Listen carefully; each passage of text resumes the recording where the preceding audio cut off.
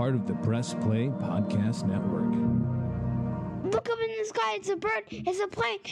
This is Jason J. Lewis, the voice of Superman on Justice League Action. This is Mark Wade, writer of Superman Birthright. You're listening to the Krypton Report.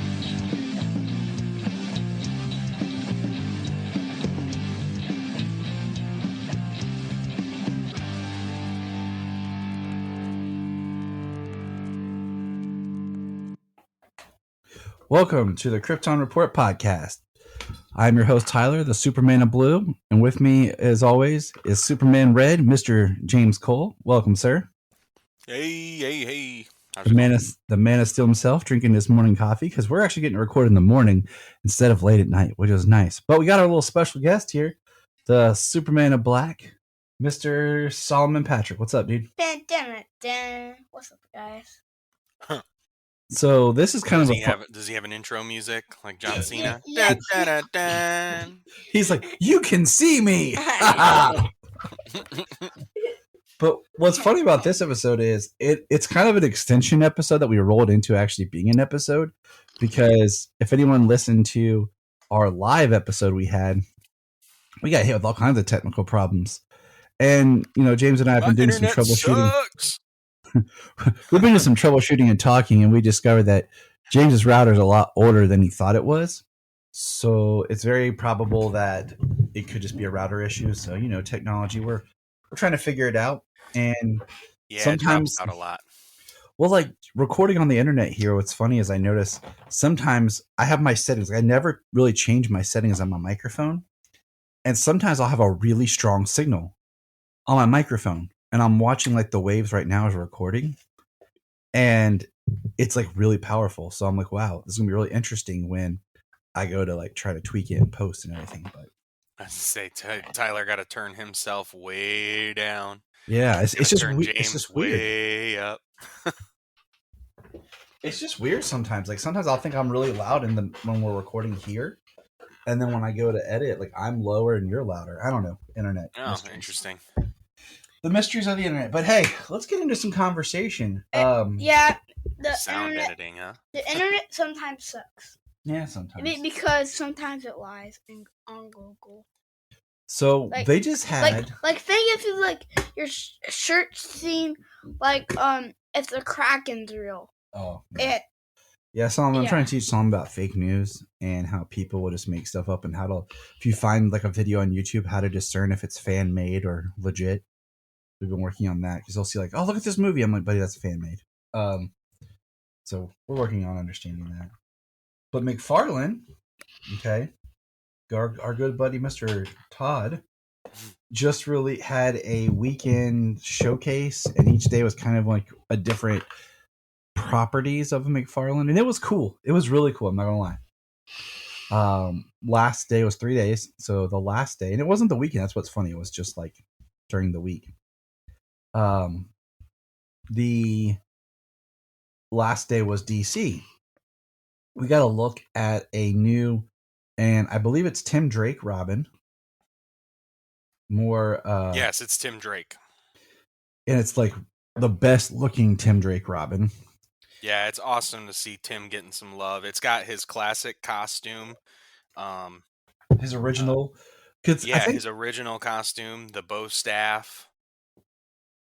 Because a lot of things that are definitively Robin these days are a lot of stuff that was Tim Drake. Oh, yeah. They have cherry-picked Tim Drake. That's why I say he's the best Robin that no one thinks of, because everyone else has stole stuff from him.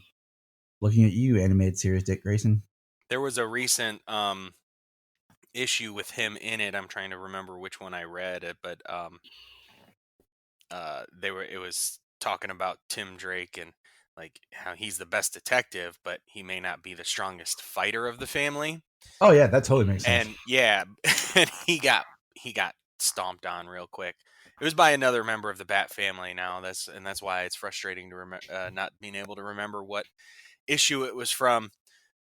See, I always picture Jason as being more of like the brawler fighter, like Street Fighter. More that's his style, and Dick's more elegant because of his elegant. And Damien's more quiet ninja. But So we got Batman from Hush, which Brian is losing his mind over. It's like class or not Hush, sorry. Nightfall. We got it.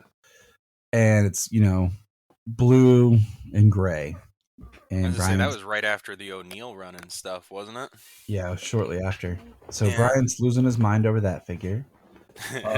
We got Superman from Hush, which is interesting.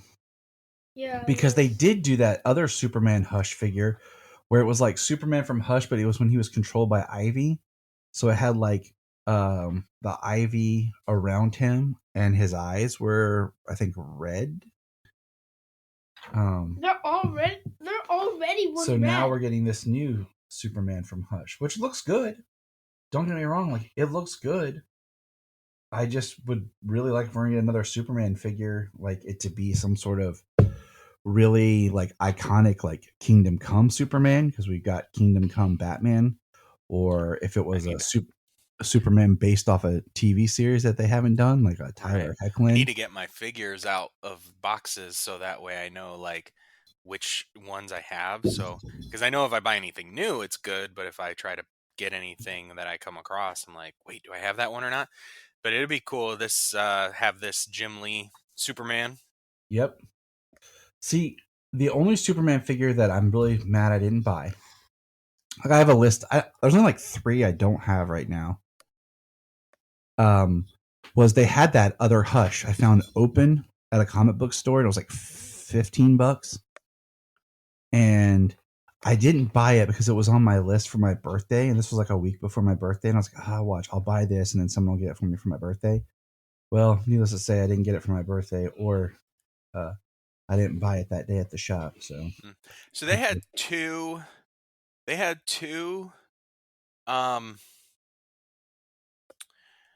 Superman figures when I stopped at GameStop the other day, because I needed to get a new gaming headset. I still had the original from my Xbox One. I still had my original first Xbox One headset. Worked fine, I'm not like I wasn't on the multiplayer games like constantly. But the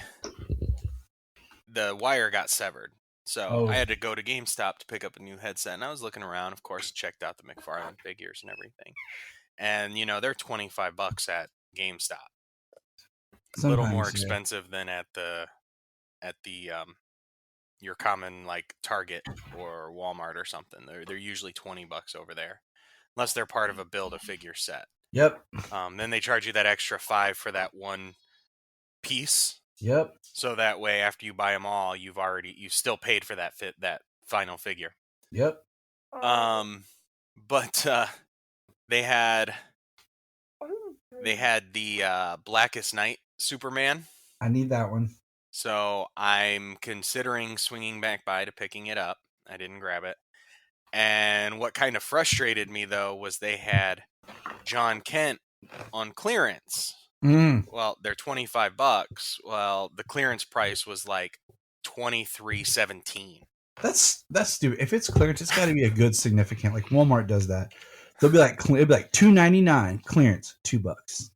Right. I'm like, okay. Well, I'll tell you what's making me mad. Like, I joined GameStop Pro Rewards. Like, we buy game stuff, and it's worth it because of the discounts, over the years. But like that $5 a month, I would just take it. And that's how I would buy like my McFarlane figure, like that $5 coupon you would get a month. I just use that on. Thanks, Siri. You all over the place today. So, but now all the GameStops around us here, and the ones I've been to anywhere, they're not getting any new McFarlane stuff in. Oh no, yeah, I re-upped my pro status, my status or whatever there, my rewards thing. So I gotta do mine. I didn't have a coupon available, because I was like, you know what, maybe I would get this John if I could get the $5 off as well. Like I had a $5 coupon, and I had a $5 rewards thing. And I found, because I wanted to get a McFarlane, and the only thing they had that I didn't own that I actually wanted was Atom Smasher on sale. I paid $2.75 cash after my, the 30% on top of the already discount clearance they had, and then my 2 coupons. So that was a pretty good investment. Hey, I have something to say here. Okay. Do you guys knew this? That actually, Dad, like a year ago, he actually got some. Oh, wait, hold on. Let me try. Like a day ago, he actually got something that I need to show you. Like, I need to tell you guys. Hold on. All right, someone's grabbing something.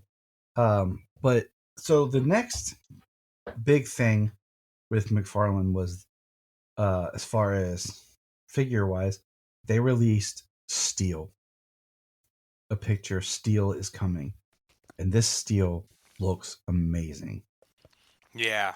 So as far as Superman Kryptonian adjacent figures that I don't have right now, like I don't have Eradicator. I don't have that Superman armor that you have from Scott Snyder's Unchained. Unchained, yeah. I need that one, but I want Steel. This Steel figure is awesome. Oh, Steel is a must. I had a Steel action figure when I was a kid, and it was one of my favorites, because like I had a lot of different figures, had some Batman figures from like the animated series.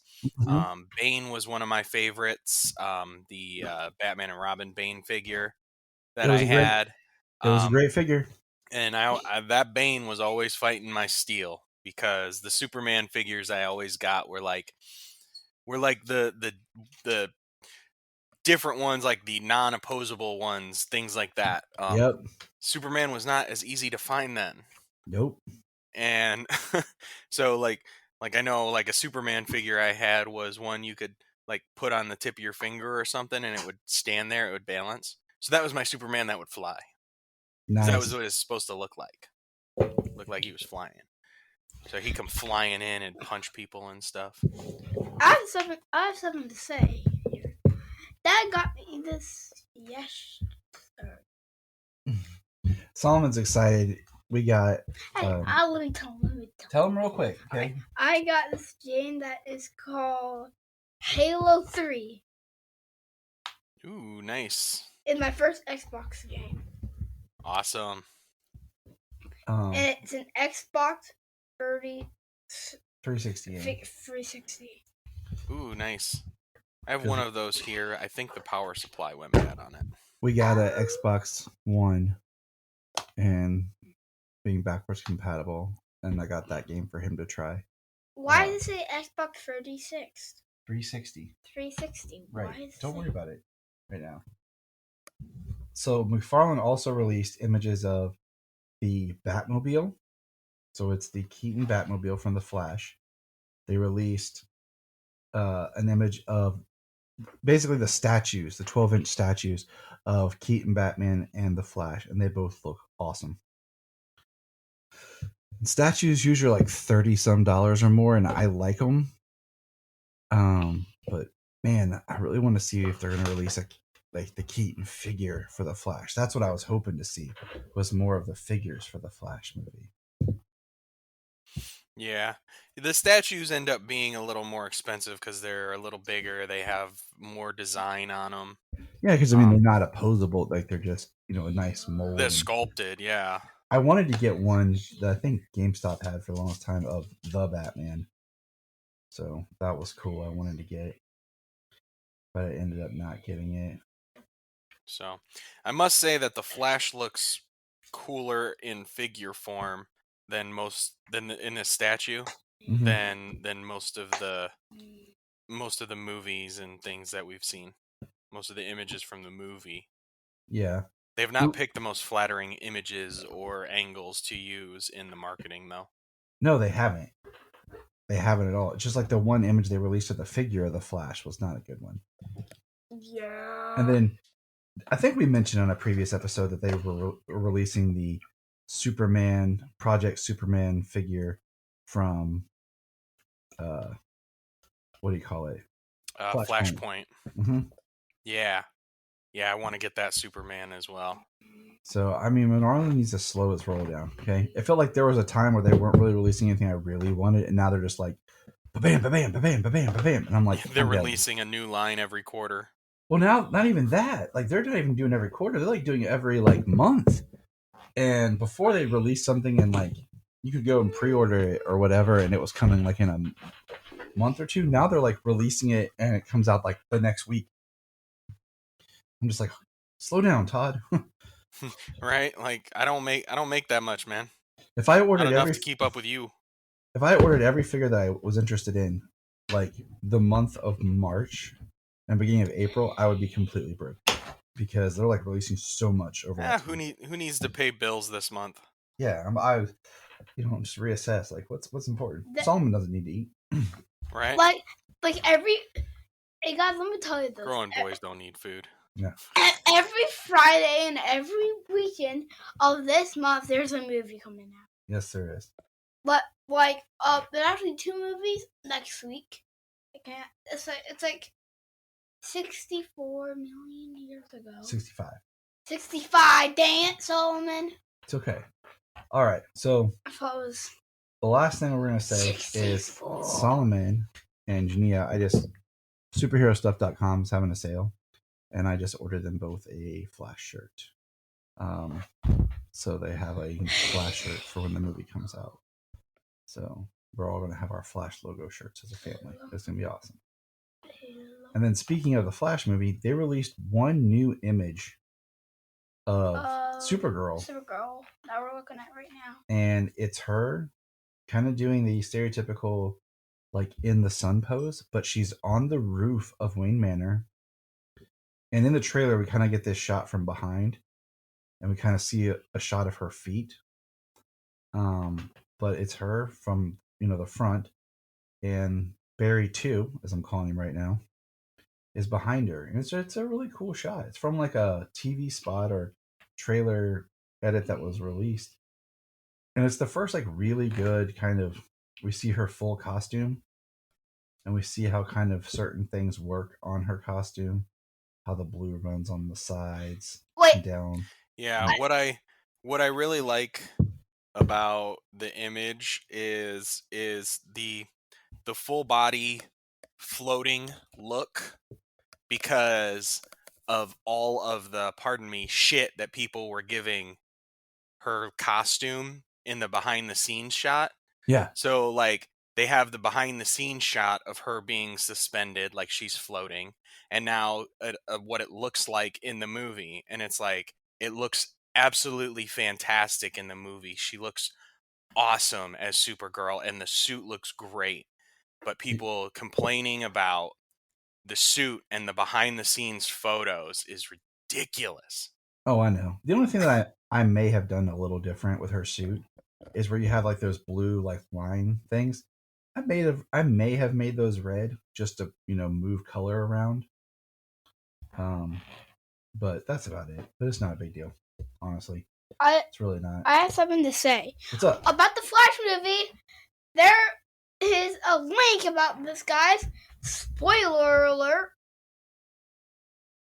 Spoiler alert. Yeah. And this is a big giant spoiler alert. So, you guys, if you don't want to see this, then pause the video and then just go back a little bit more. But let's just get in the spoiler alert. Okay. There is going to be the bad guy in the Flash movie is Dark Flash. Yep. We saw that picture I sent you with like the Funkos. Like I was showing Solomon a little bit better about like Dark Flash. And he was like, "Oh." So. And I already saw it.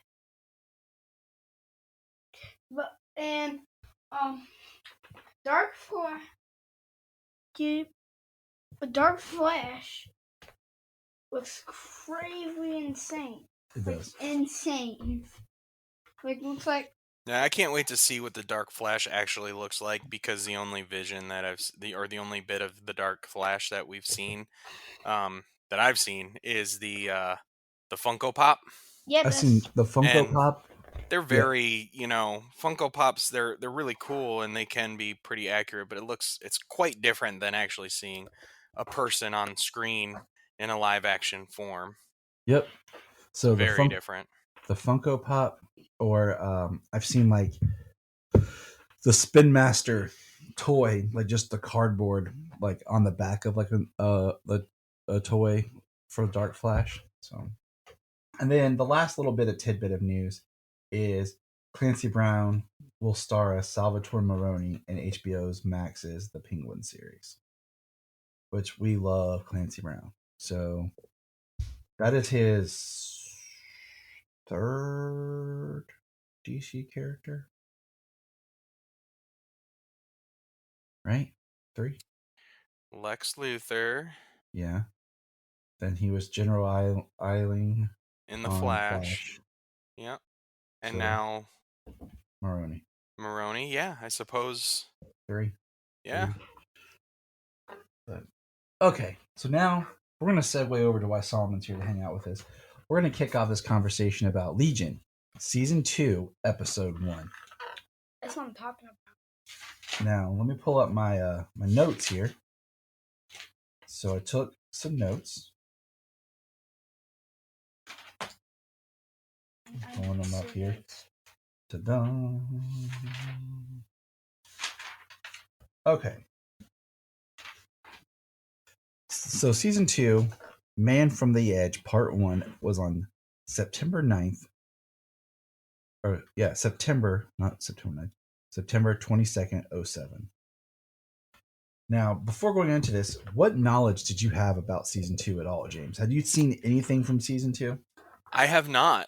The only bit of Season 2 that I knew of was like through images, kind of like the image that's on the front, that look for come to find out, the 41st century Superman. Yeah, Superman X. Yeah, Solomon and he wanted to start watching it sooner, and I said, no, we're going to wait. Neither of us had watched or seen anything from Legion Season 2. But, Solomon, what did you think of just the episodes that we watched, just overall, in general? What did you think about what we saw from Legion Season 2?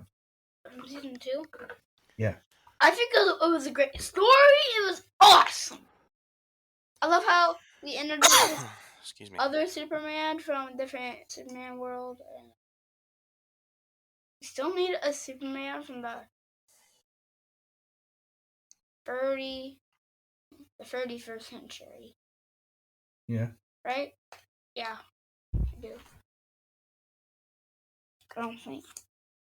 But the 41st century, that's gonna be like 2 centuries because me and Dad and all the whole world is in this we are in the 21st century now. Yep. I was trying to explain to him how it's like we're in the 21st century and then the Legion is in the 31st and then Superman X is coming from the 41st. So We're in the 21st century and the 31st century is 1,000 years from now. So the Legion is 1,000 years in the future.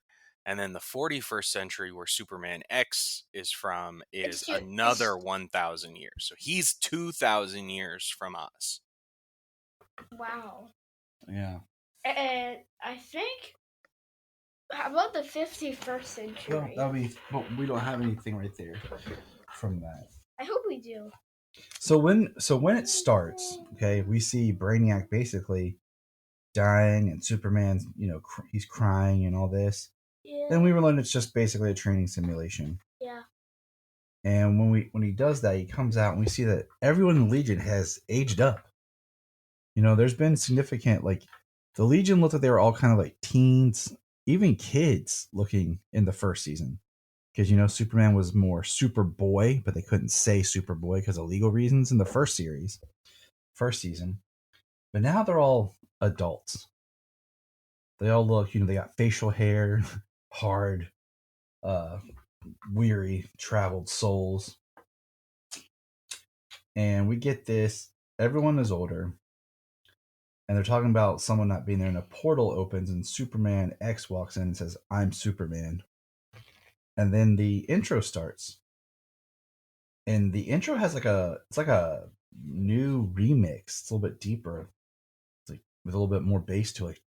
Like it has a little bit more of a driving beat to it. So that was cool. It was enjoyable to just kind of see, oh, they changed up just enough.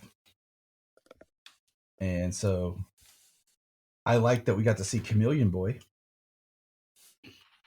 Mm-hmm. Who was not. And Sun Boy. Yes, we were very thrilled that Sun Boy was back. He didn't speak, but he was there in the background.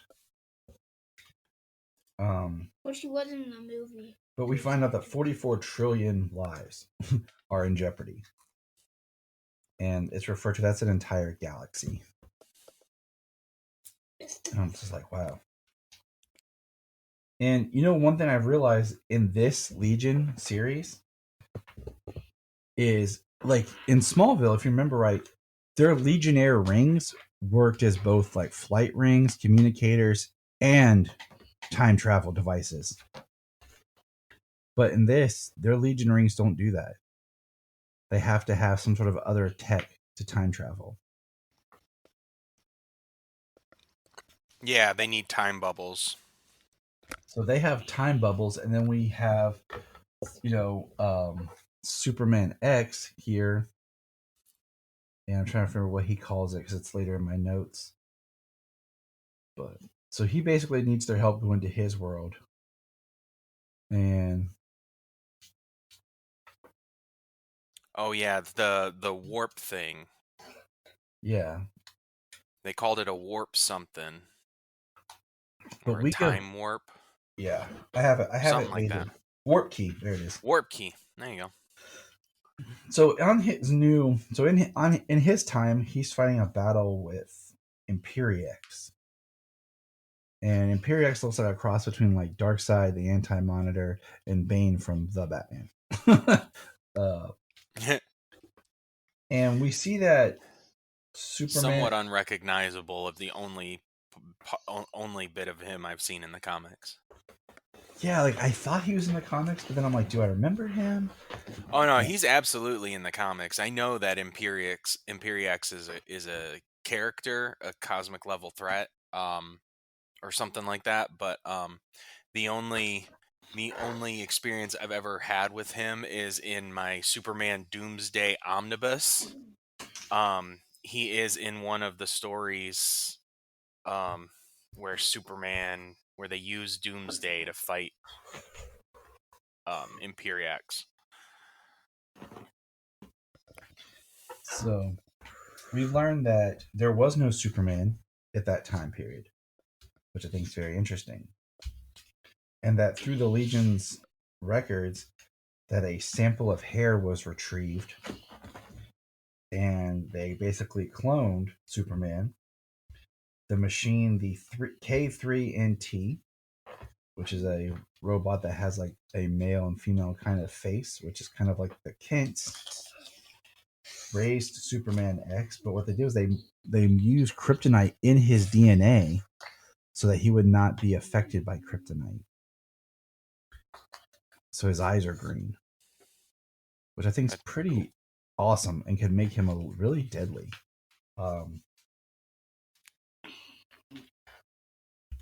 And they have the warp key, like we said, to time travel, and they're battling Imperiex, and Imperiex basically escapes,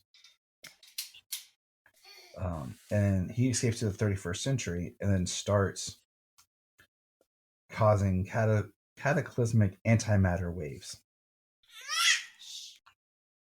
And so I thought this was because the antimatter waves weren't like a wave; they were like red dome bubbles that were popping up. And when that happens, we see K3NT gone. The white side of Triplicate Girl gets absorbed in the antimatter. And Brainy's able to open a wormhole and they get through it. But when they get through it, Imperiex has destroyed basically the Legion base, and that's the summary of part 1. I feel like there was a lot that happened in the episode. You know, like some episodes There's we a lot watch. that happened in both episodes. Yeah, we'll get to the second part, but you know, like some episodes we watch and we're just kind of like, oh, okay, this kind of happened and this was all right, but man, this was dense. Yeah. And then the action when they go to the 41st century, like Superman X is hardcore. Yeah, yes, he's got like shields, like what would you call, like light daggers that are in the form of his Superman shield on his top of his hands. I mean, basically, yeah. So he's like cutting through Imperix's army. It was intense. Yeah, it was. And then the Cataclysm, all the antimatter energy. I loved how they used the antimatter energy to erase, though. They used the red, and the antimatter energy was expanding and erasing things. That was pretty sweet. And then we lost Triplicate Girl, one of the triplicates. Yeah, the white version. Mm-hmm. So what did you think, Solomon, in the first episode with Imperiex? Imperiex was crazy, and I can't believe the episode's very crazy. I'm not kidding. It's very. So the second episode, which aired 1 week later on September 29th, 07, they've realized they tried to arrive before Imperiex got there. But when they get there, there's been, the attack on the headquarters, and we see Phantom Girl, Saturn Girl, Colossal Boy, and they're basically fighting all the villains. The Fatal Five are all loose, along with other villains that the Legion had imprisoned. And we learned that the prison got overrun and a bunch of the Legionnaires are actually trapped back on the prison. But my favorite was Matter Eater Lad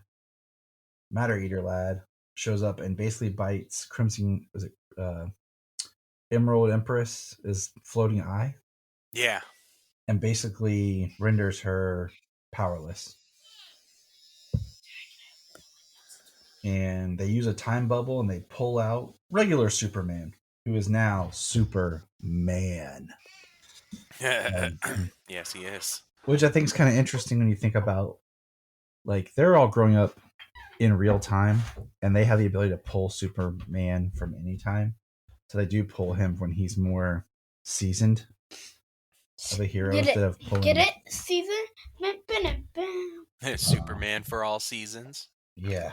And then I did note, like, out of every character, Bouncing Boy is the only one who doesn't look like he's any older. He doesn't look like he got like a new look. So Lightning Lad. Lightning Lad looks awesome. Yeah. Superman. He has a beard. He's trying to talk to Superman X, and he basically makes an off reference and calls Superman X Batman about being part of a team. And he gives Superman X because both of them are getting really tired of being called Superman. They're like, yes. They call him Kal-El. Kell-El. Kal-El. Yeah. I don't really know if that helps, because Kel and Cal is very similar. Much like Orm and Orn. When you say them quick, you don't always hit that last sound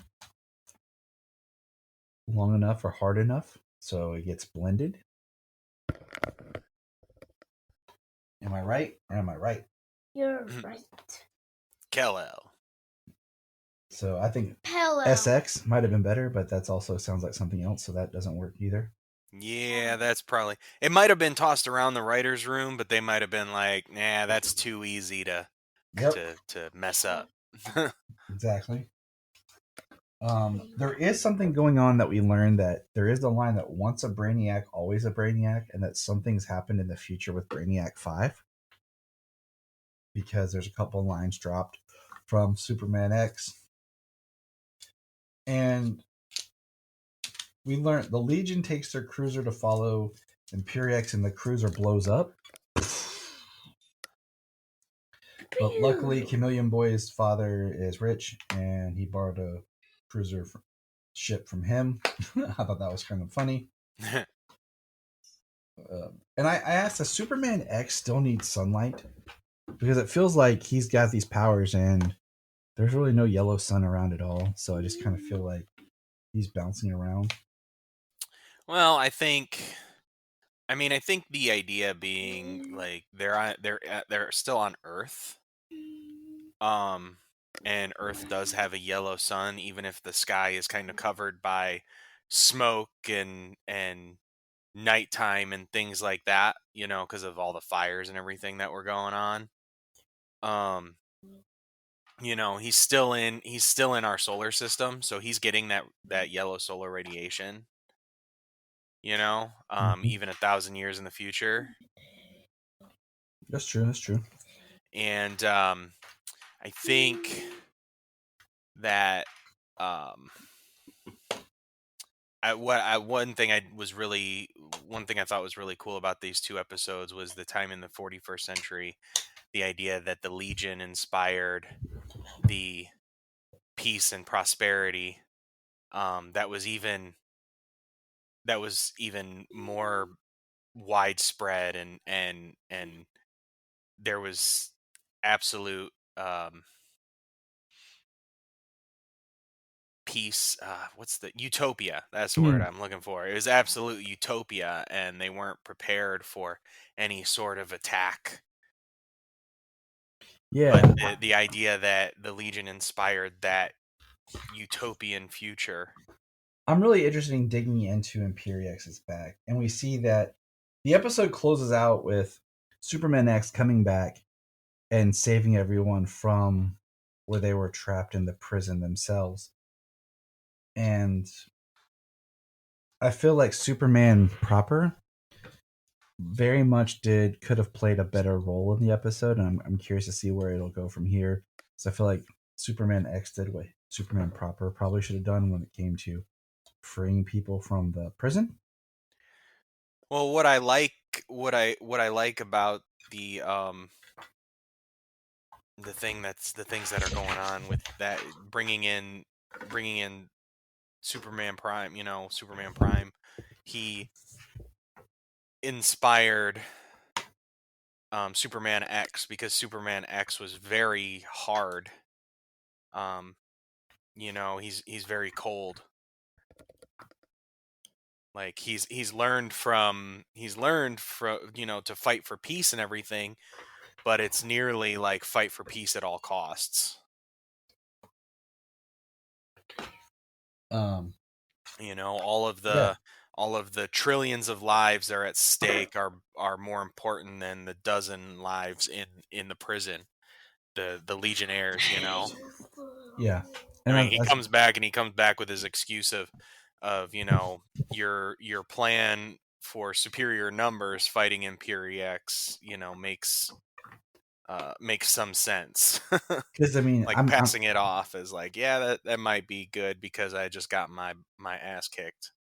I'm kind of curious what they're going to go with him, because this is like the only kind of version of Superman X, and it kind of feels very Superboy Prime-ish mixed with a Titans or Young Justice inspired Connor being the clone. He's very more aggressive. He was basically created just to battle.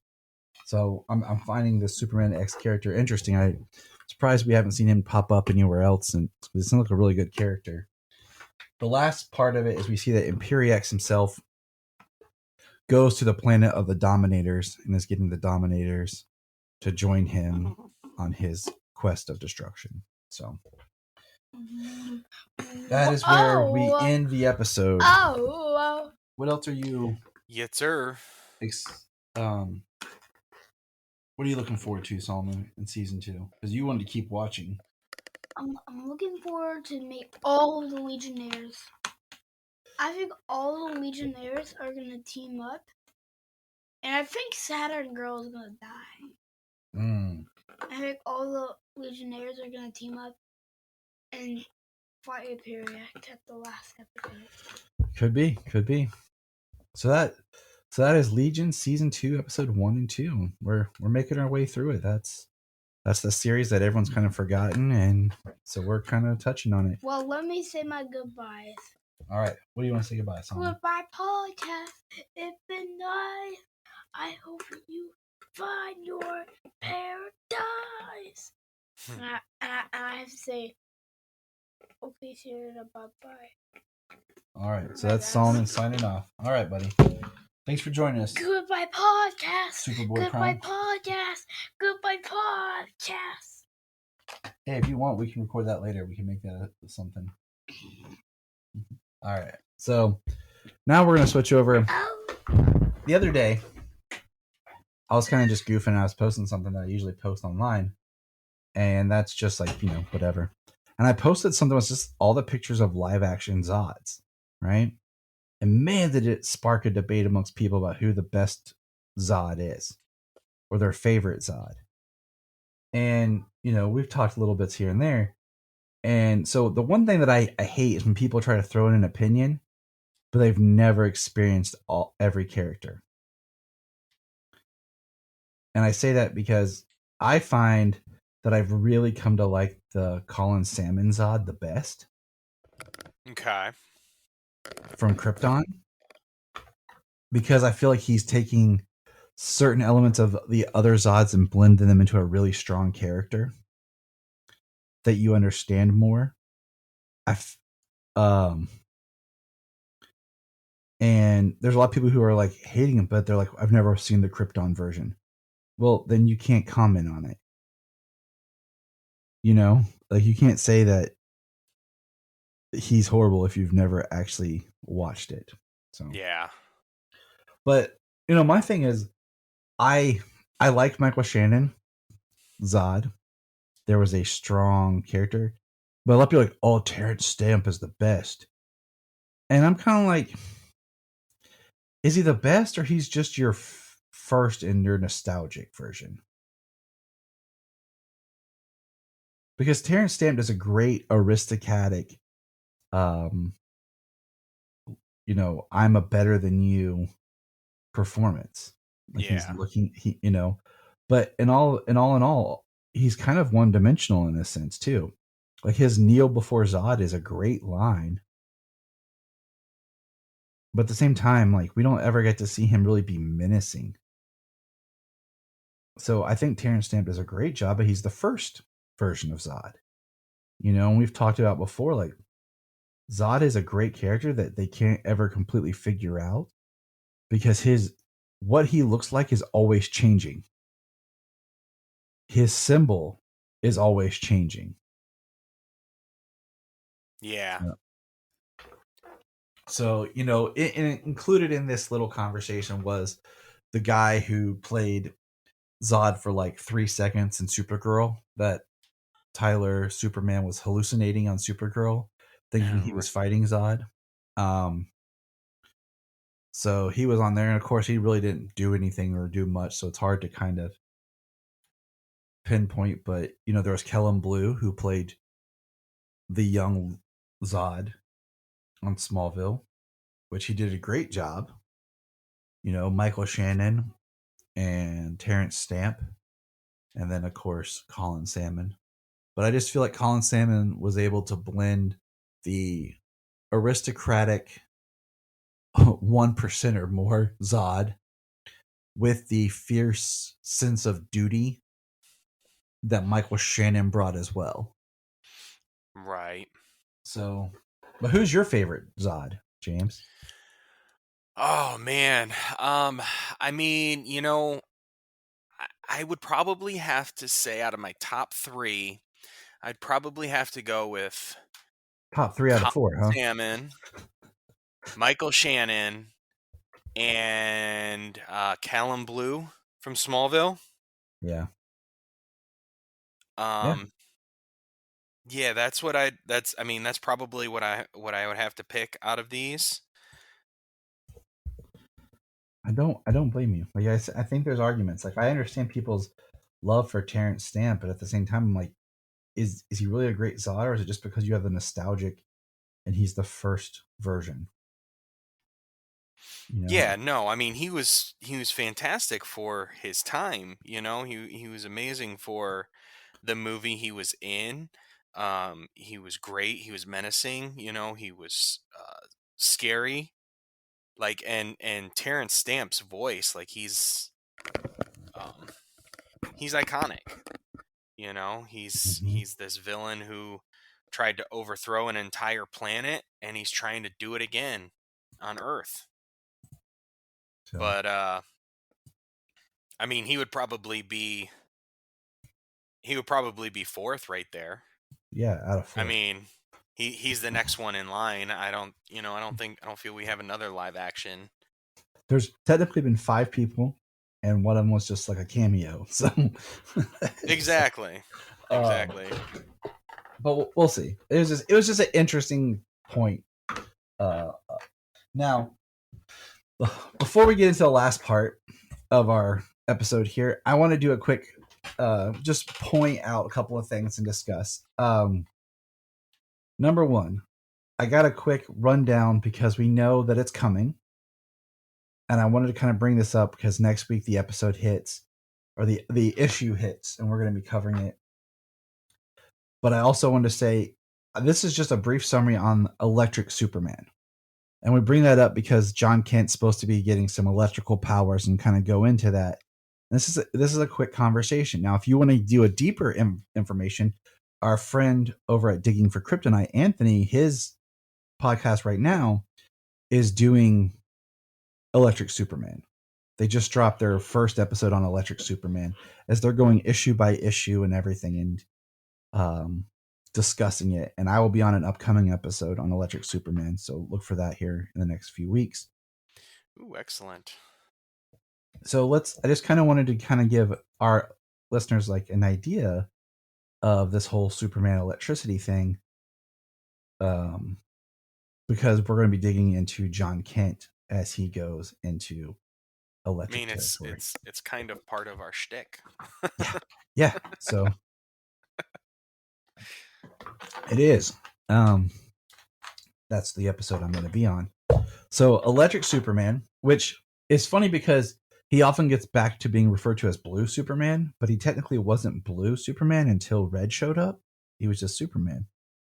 But so okay. you know what I'm saying? Like, Yeah. no one called him Blue until Red showed up. He was just Superman. But last year was the 25th anniversary of Electric Superman, also called Containment Suit Superman.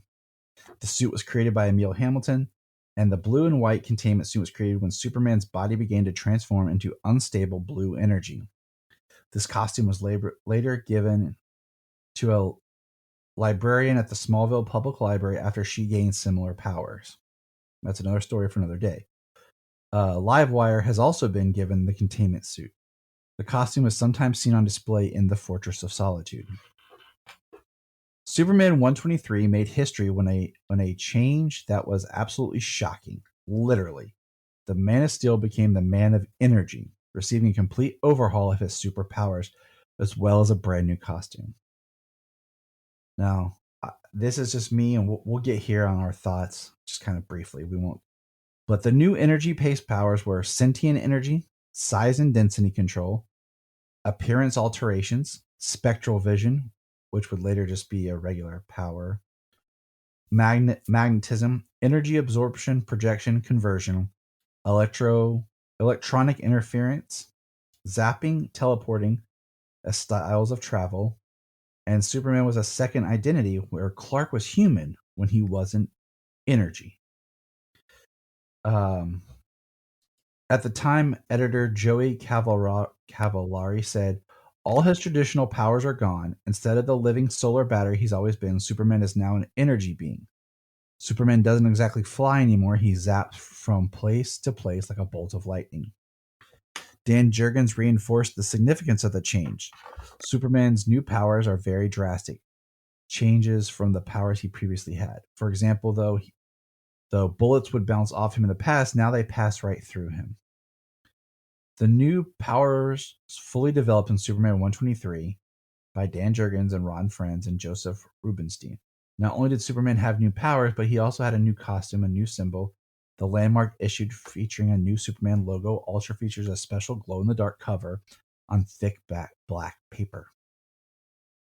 We thought that it was time to make things a little tougher for Superman, said Joe Cavallari at the time. And since we've already killed him, it seemed the way to do it was to get him powers he was unfamiliar with and have him learn how to walk again. At the time, many fans were unimpressed, arguing for the classic Superman to remain. He's still Superman, said Cavallari. He still has the S, and it all seems to me if you're going to do a story like this, you should really go all the way. It's a hell of a visual, and when you see how he flies, you won't even miss the cape. So his adventures began in 97, and then Superman Red later came in 98. This whole era was about a year, 2 years, give or take. So it wasn't really as long as a lot of people think. And this whole thing only was, there were several small arcs that actually occurred over 4 different Superman titles. You had Superman, The Adventures of Superman, Action Comics, and Superman Man of Tomorrow. So, however, on April 1st, 1998, in celebration of the character's 60th anniversary, Superman was returned to his classic outfit and classic powers in the special Superman Forever #1, following the closure of the Millennium Giant storyline. Okay, so we go back to when he first got his electric powers. It was in 97. So it was like a year, a little over. All of this happened. And I think that's why the Superman Red and Blue thing is so prominent, is because Red showed up not long into this whole run of Electric Superman. And we talked about that when we did our Red and Blue special. Yeah. And the other big note was the energy type powers reemerge in Lana Lang in Rebirth after the death of the New 52 Superman. And we've talked about that too. But that was just worth hitting about the whole energy thing. Now, a couple of Tyler thoughts here about the whole energy. One, I have always said that I felt like that would have been a much better storyline had the energy powers been kind of a fallout of happened shortly after his death and return. Like the energy powers were a fallout of him being brought back to life. And I feel the other thing that I really feel is I feel like this whole version of Superman would work if it was an alternate Earth. Because to me, this feels like a different character. You spend so much time establishing all this Superman, and it doesn't feel like Superman. Because now, to me, he's less effective of a hero and a character. It actually makes him less than what he was. Especially like now as Clark, he's vulnerable and he doesn't have any powers. Well, how many times was Clark, just him being himself, out and about, his superhero would pick something up and he would dart off to be Superman? I feel like it makes him very ineffective. And just Electric Superman feels like, to me, it feels almost like he's the unofficial 5th member of the reign of the Supermen, because it doesn't even feel like it's really Clark. But what's your thoughts? So I've read the early stuff in with that stuff with the Electric Superman, and actually I read some of the stuff with the Red and Blue. So I actually have to go back and start at the beginning when Blue is the only one and he's the first one to show up. Yeah, like I said, I've been rereading some, and I was listening to Anthony's podcast just to kind of dig back in, and it's very. I got some of his episodes in my queue.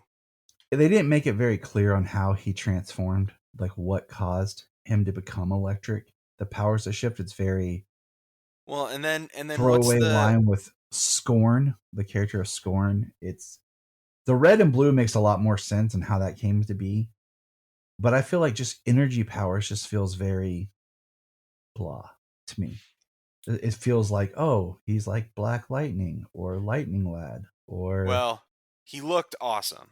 I mean, yeah, he Okay. looked cool. Like The that's what I'm saying. design is sweet, and somebody who says is not is wrong.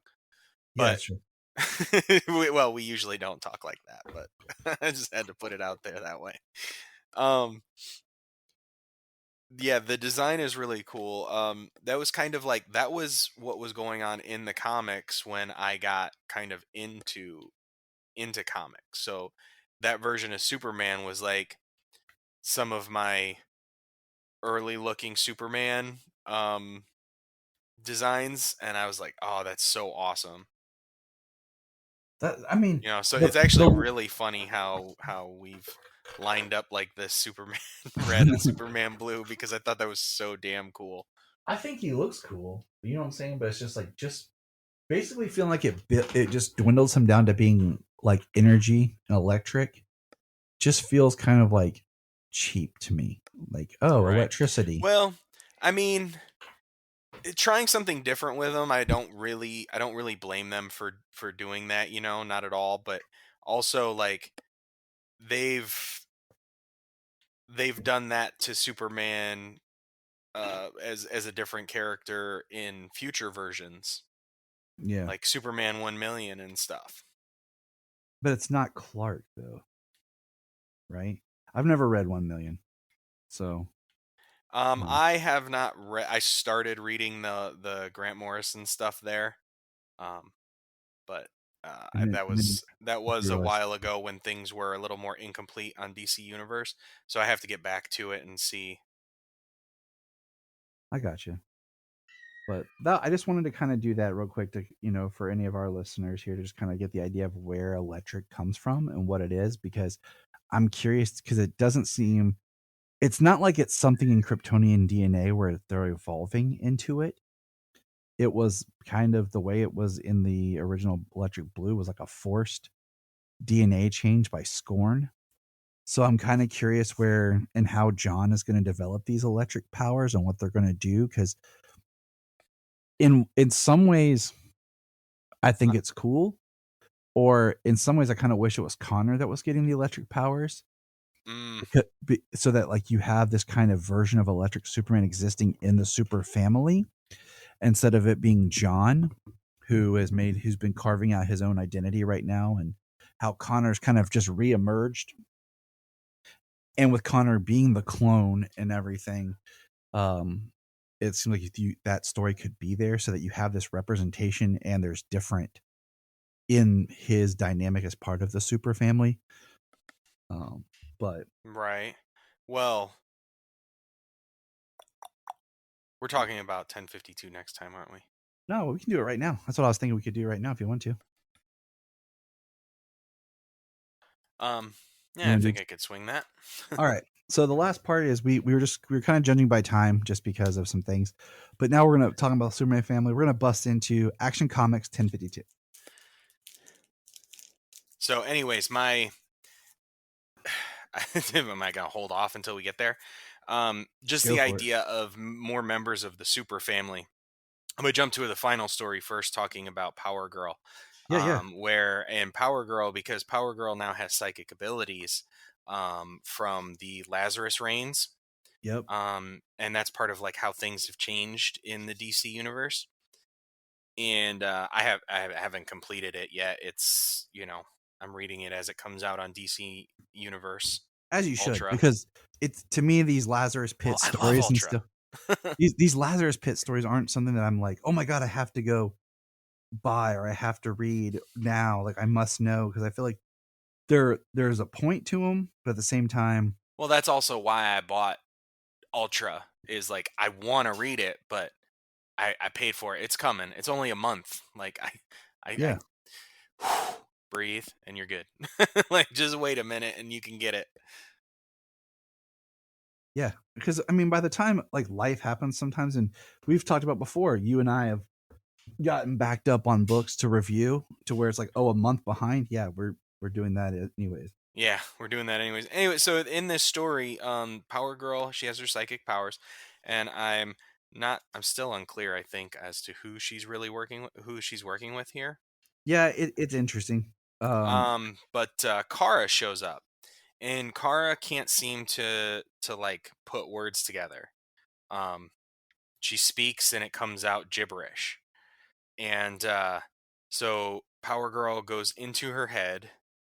She sees Krypton. She sees Kara as this like princess thing. Um, and it's just very interesting their interaction. Her talking about being the member of the super family who is left off of invitations. Like she's not part of, like, even her story in this book is she's with somebody else. Whereas with the first story, and you're talking about Metallo, and you see the family in the apartment, there's John, Connor, Steels, there's even Chen, and Kara's there with Crypto, but Power Girl is not. Yeah, yeah. So it's Power just another Girl. member of the super family who, I think, as it is, like, the super family has kind of been spread out too far. And I think it's a perfect opportunity now, especially with Superman being a father, to really bring the super family together, kind of how the Bat family crosses over often. right, I agree. And I I knew where Karen, Power Girl was when I love her new costume, like with the jacket and the bodysuit, was during New 52, but I don't know where she is now. Like I don't know what her story's been, what adventure she's been on um since the New 52. So she's definitely, a character I think could come back in, but I mean that makes like what's funny to me is every character now Well, has this like from the new New 52, design. isn't she like the Earth 2 version of Yes. Kara? Her she is the Earth 2 Because Kara her and Huntress came over. I know there was a World's Finest book with those two. Yep, they survived Doomsday or when Earth Darkseid 2 was, invaded yeah. and destroying Earth 2, they were pulled and made it back to our Earth, Earth Prime or whatever, and existed as secondary characters. So but I haven't really kept up with Power Girl since then, and it's just kind of interesting of where her story is going to be. So I think it would be kind of interesting to bring her in and really, I can't say too much because like I said, I don't know what she's been up to, but define who she is, kind of give her character a little bit more of a, like her hair is shorter than Supergirl's, but I think you could do a little bit a little shorter, maybe just change it up a little bit and have them two in a book together for like a little bit. But what I find interesting is everyone in the super family now has no cape and has like these like hip cool jackets except Superman. He's got like straight up regular OG Superman costume. I was gonna say, yeah, they made sure to go classic for he is classic beyond classic, and everyone else is like in these cool hip new, I don't need no cape, I'm just gonna wear a jacket, uniform looking things, and he's like, nope, old school all the way. right. And now there's technically 1, 2, 3, 4, 5, 6, 7, 8. There's 8 people of the Superman family that's active, not including Power Girl and regular Steel.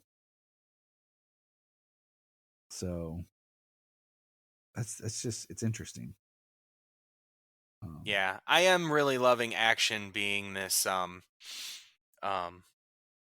this group book where everybody's around. So curious though.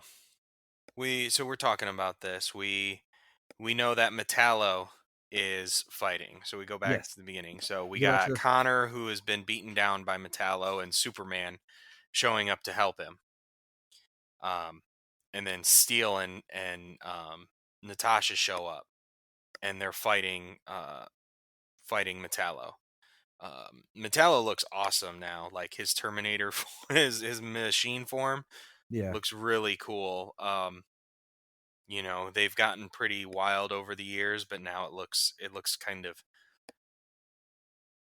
little more, I don't know, normal, a little more I'm not a cyborg smooth, less yes. like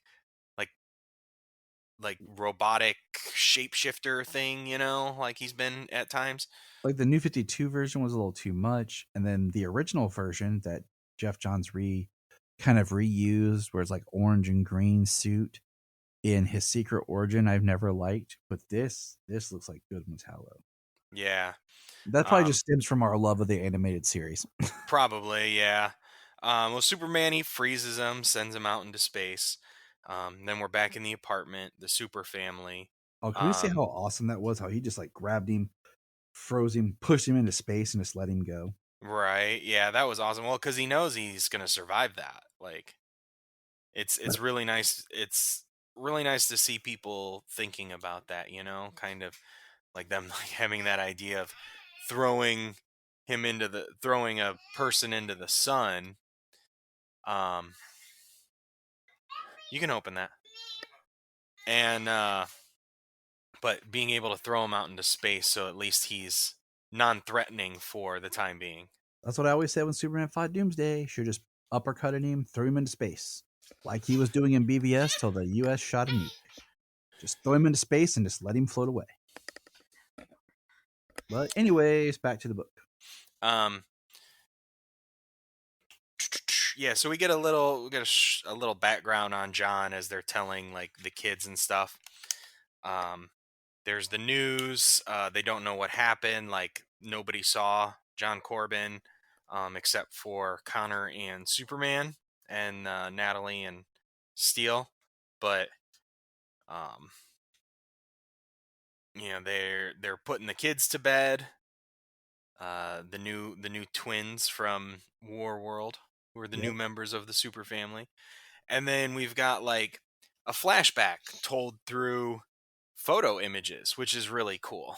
Yeah. Interesting art depiction of showing this of John and story his this way. sister.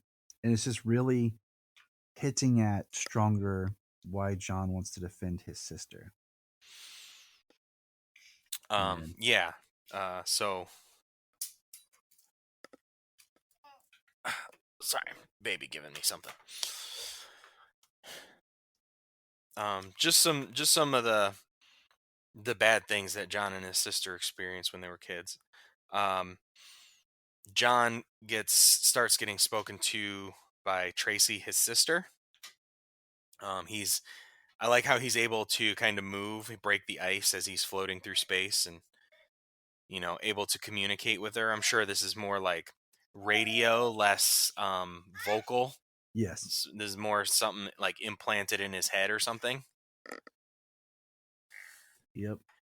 But she's saying that you know, you said my name to Superman, and they're locking up Metallo's sister. She's not getting any slack on a murder trial, especially after their father.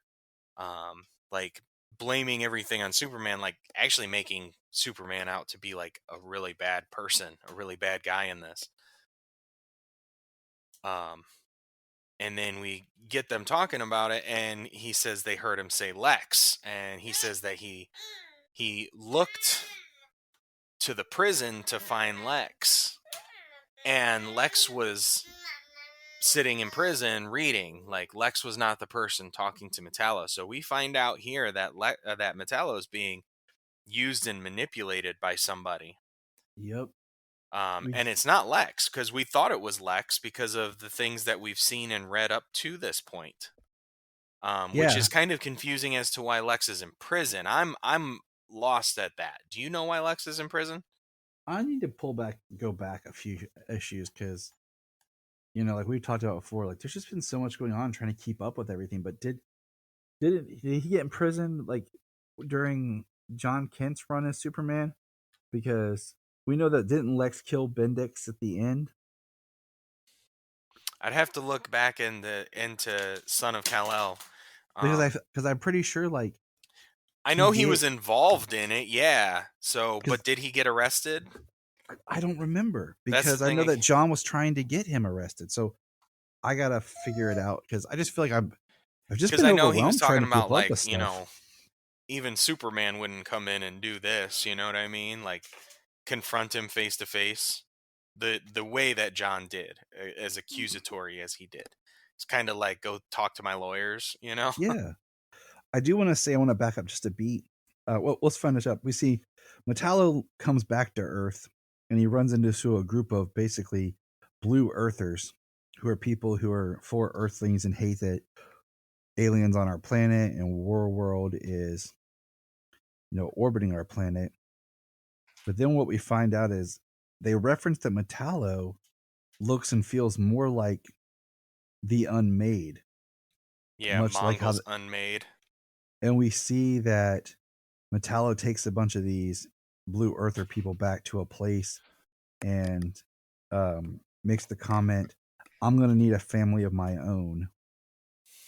Next Unmade. And I did want to back up just a moment, because we have an interesting conversation with the twins talking to Clark about why he wears his glasses.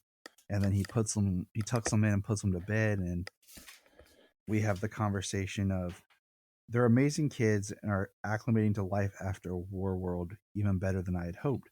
But luxuries like bathrooms and bedspreads are taking some getting used to. Just, forgetting what these kids have been through.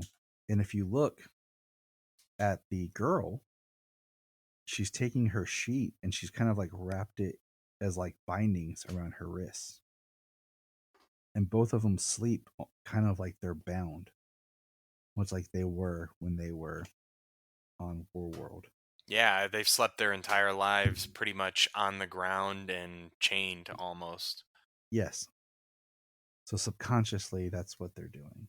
Then we get this little thing that says several years ago, and it's a truck driver who picks somebody up, and basically he just says, I need some sleep. I need to get to California. That's really it. So there's teasing at something there. And then we have Home Again Part 2 by Dan Jurgens. And it's picking up with young 8-year-old John Kent and this princess who's come there and been seeking the Kryptonian. And she talks to John, realizes he's the Kryptonian or the son of the Kryptonian, and that she's being hunted. She's a princess. John uses his heat vision where they're trying to track her. He yells for his dad. And then the last panel is Clark in the black suit coming for John. And then the last panel is Lloyd showing up looking like Doombreaker.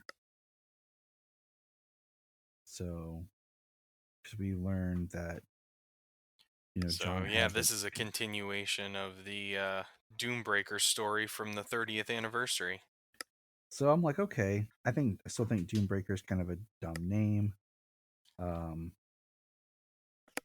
really don't love it. I still think the whole Superman Doomed thing was a lot more interesting, that could have been brought back around and tied into this Doombreaker thing. Yeah, I think it is somewhat that way by being like a fragment of Doomsday's bone that's kind of infected him, but kind of loosely, you know what I'm saying? Yeah, and that's why I'm like, I feel like they could have done more with it. And we're gonna read Superman Doomed later this year. without actually like, yeah, that's it, and referencing it and like specifically saying, yeah, you remember that time Superman was infected by Doomsday, like spores?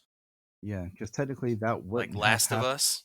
Because that wouldn't have happened yet, because this is before Reborn, technically, I guess.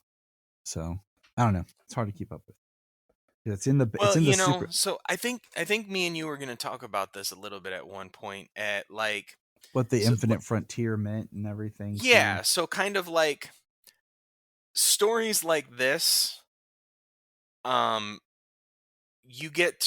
writer gets to kind of just drop into a time and tell a story in a time where and expand the story, expand the time that these characters spent in that place, in that timeline, whatever Yeah. it is. You know, Without I think it consequences I on the think main it opens story. it up. I think it opens it up for Oh,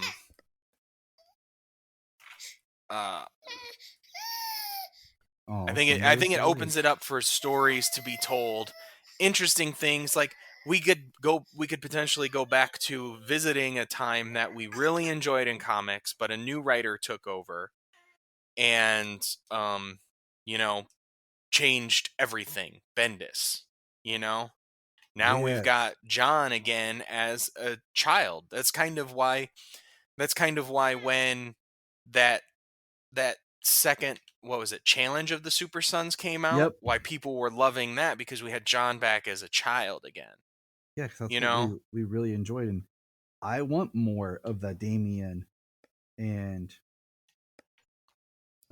John at that age. Yeah. And I think we should be able to get that, you know? Not be constrained by where is this going further? Where is our universe, where is our story going to continue to push forward, as opposed to like, well, you know what? Like, some people are really partial to this. Let's keep pushing this story forward, because it's not, we already know that it's not everything is set into a single continuity. You know what I mean? Whenever Mhm. you, me, Geek History Lesson, and Cameron Cuff try to put a timeline to these characters, like, you are taking liberties with your timeline as well, as how old do you think this, you know, a character was when this specific event took place, but in a different universe that specific event may never took place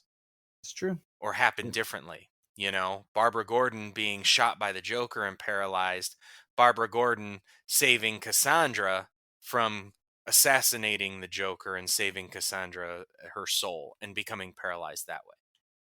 Comics Young Justice. Yep. You know what I mean? I think we have this liberty, especially with comics, being able to, I mean, John specifically, being able to dive back into a specific time, like John as a child, you know, and getting to read that. I mean, Tom Taylor is doing great work. You know, he's a fantastic writer. He's doing great work with John as he is now. But I know the movie came out, Battle of the Super Sons, and it's, everybody loves it, and it's I've not because heard John as a anybody kid, there's a different um energy and energy, feel yeah, and just good vibes. Like exactly, with and Damien and John together. and that's what we need. And I've not heard anybody complain about that movie. So I don't know. But that's where we're at, people. These are our thoughts. Laura's awake, so James needs to get being super dad that we know he is. Super Dad Red. Super Dad Red, I like that. And that's the shirts we need made next. Super Dad Red and Super Dad Blue. Yeah. So let us know your thoughts and keep listening to the Krypton Report. And remember, Look up in the sky. we just want to say, if you've enjoyed this podcast, please check out other podcasts on the Press Play Podcast Network.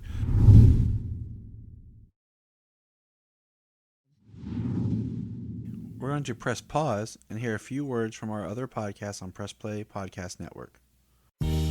Hello, Brooks here with the Books with Brooks monthly book club podcast. Here's how Books with Brooks works. We read one book a month and then we talk about it. Classics like Stephen King's The Shining, debut novels like We Are the Brennans by Tracy Lang, and tons of other compelling, life-changing stories. One book If you are in like 1 month Tyler and at a James time. and can't So get come enough read Super along with Talk, us and then check out listen in. these other podcasts.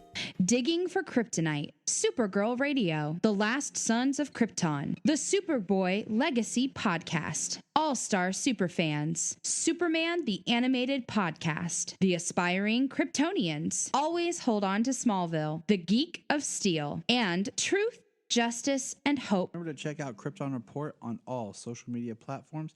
Go to linktree.com/Krypton Report. You find out all of our information. $1 a month, you'll get extra special content that you don't get on the main show, like movie commentaries and whatever else comes out of our mouths.